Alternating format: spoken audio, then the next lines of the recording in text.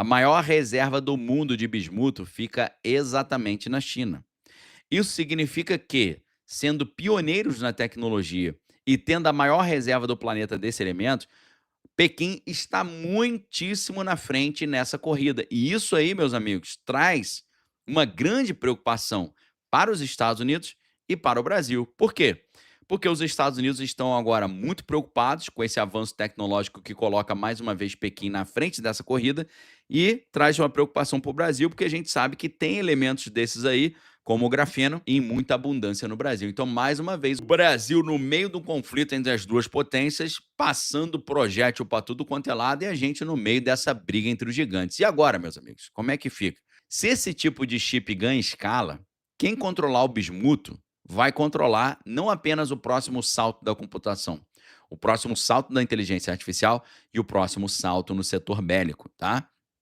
Porque a gente tem empresas monumentais como a TSMC, que já estão ali testando o bimuto como material de contato para os transistores de nova geração, em parceria com o MIT, o Massachusetts Institute of Technology, e a Universidade Nacional de Taiwan. Ou seja, a revolução já começou. Apesar de que o chip de bismuto ainda é um protótipo, ele depende ali de todo um ecossistema que ainda não está consolidado.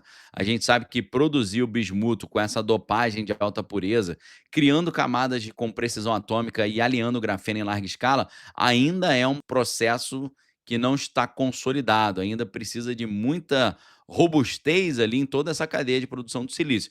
Agora, a gente sabe que o silício ele já tem décadas ali de padronização, ele já tem os equipamentos que funcionam à base do silício, fornecedor, fábrica otimizada, enquanto o bismuto ainda está começando nesse processo, né? Essa adaptação vai exigir novas máquinas, novas fábricas, novos processos, isso leva tempo e custa dinheiro, tá?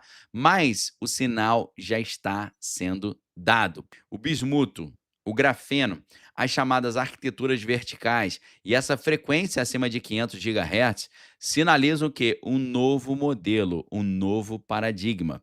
Assim como o silício, ele já havia substituído outro elemento, e eu gostaria de perguntar para vocês: vocês sabem qual é o outro elemento que era utilizado antes, que foi substituído pelo silício? Germânio.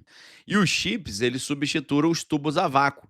Então, essa nova geração de materiais pode abrir caminhos completamente imprevisíveis para o desenvolvimento da informática, da computação, da inteligência artificial e também das guerras, tá?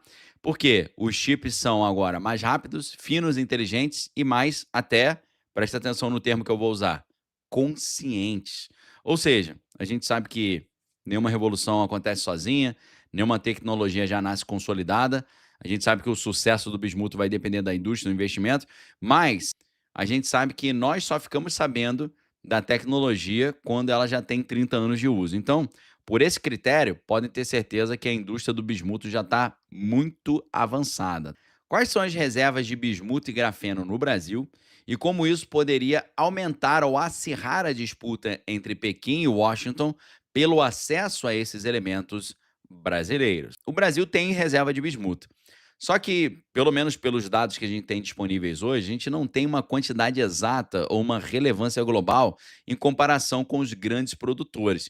Para vocês terem uma noção, os chineses eles têm 240 mil toneladas de bismuto e isso compreende 2/3 da reserva mundial e mais de 75% da produção global entre 2021 e 2023, tá? No Brasil, a exploração do bismuto ela é limitada, né? A gente não tem muita informação sobre quais são as reservas de bismuto que nós temos dentro desses dados recentes. Pode ser que os poderosos aí já tenham descoberto que a gente tem muito bismuto, já estejam até explorando o bismuto aqui no Brasil. O problema é que a gente não tem dados consolidados sobre isso ainda, tá?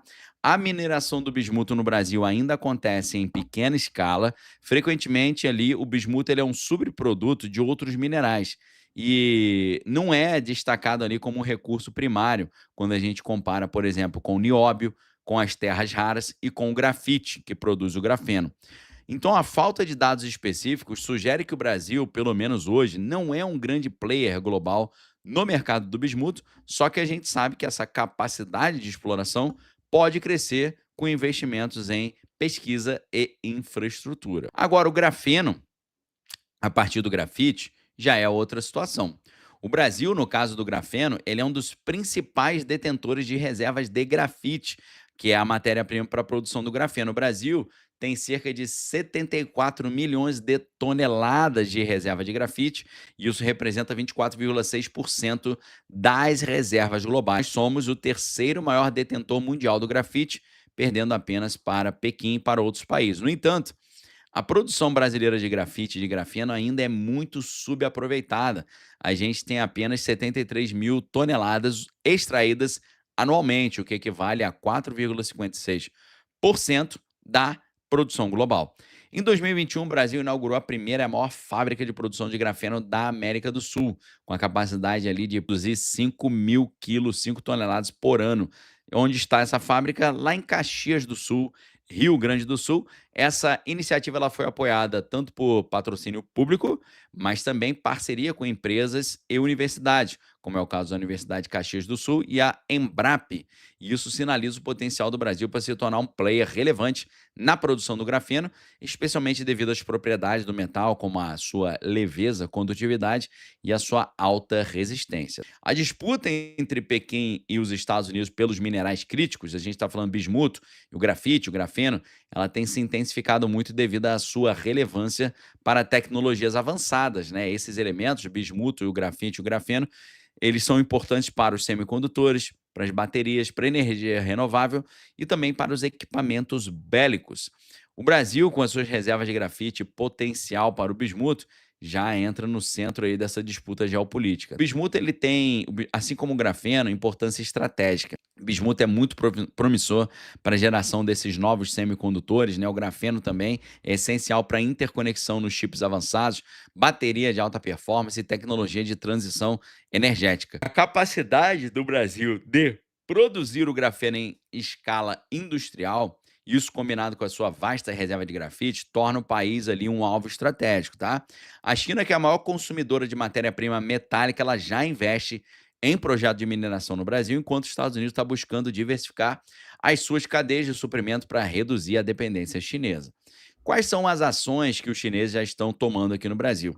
Eles têm ampliado a sua presença no nosso setor mineral, com aquisições significativas, por exemplo, a compra da mineração Taboca, né, de estanho e nióbio, perdão, pagaram 350 milhões de dólares, né, mais que bilhões de reais, e ativos de níquel também da Anglo American por até 500 milhões de dólares.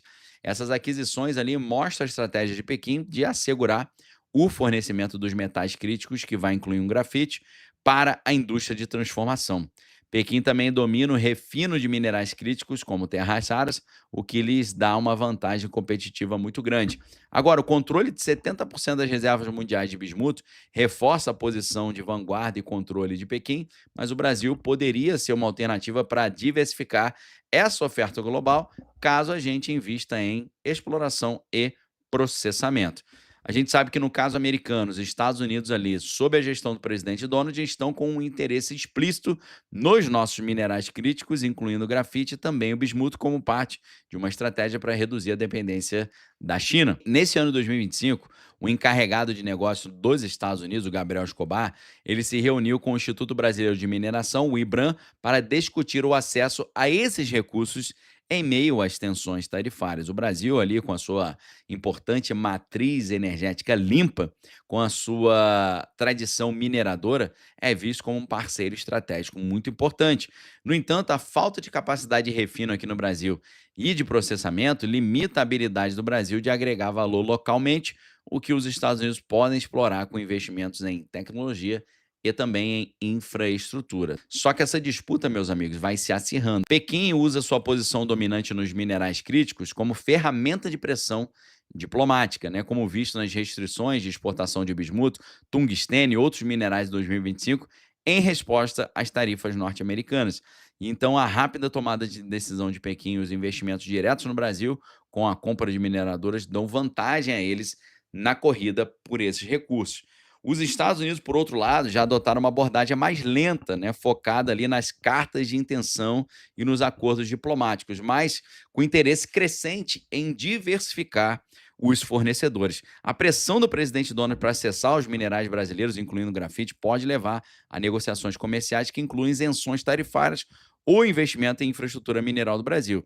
O Brasil fica no centro dessa encrenca entre essas duas potências, né? E a falta de uma política industrial robusta e de capacidade de refinar esses elementos faz com que o país exporte matéria-prima bruta, perdendo valor agregado, né? Isso cria oportunidade para Pequim e Washington de competir por influência sobre nós, oferecendo investimentos ou acordos que podem moldar o futuro da nossa mineração. Pequim também tem a vantagem de já estar presente quando os Estados Unidos podem oferecer tecnologia e parceria para desenvolver a cadeia produtiva.